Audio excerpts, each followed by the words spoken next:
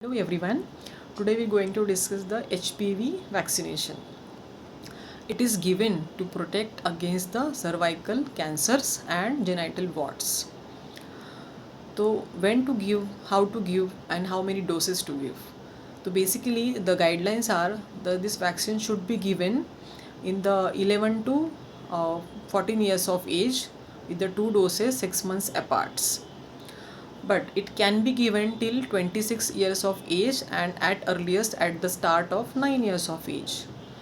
So two doses are given when it is given in the 11 to 14 years of age, and in some cases you may need to take the three doses. So which are those cases?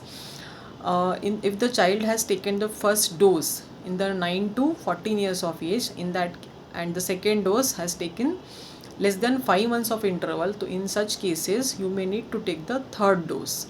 And if the vaccination has started after 15 years of age, 15 to 26 age group, in that case you may need to take the three doses of vaccine, and in immunocompromised patient 3 doses are required. Who should not take this vaccine? The patient who are allergic to the vaccination after first dose, who are allergic to the yeast, and who are pregnancy. These people should not go for the HPV vaccines. Then which are the types? There are 3 types. One is 9-valent Gardasil vaccine, second one is 4-valent Gardasil vaccine, which protects against 9 and 4 types of HPV viruses, and third one is bivalent Cervarix vaccine, which protects against the 2 types of HPV viruses. All these vaccine protects against the HPV 16 and 18 types of viruses, which is the most common cause for the cervical cancers. What are the side effects of this vaccine? Rash, fever, dizziness, body ache, all this can happen after the vaccination. Then what is the cost of this vaccination in India? The 9-valent Gardasil vaccine, it cost around 10 to 11,000 per dose.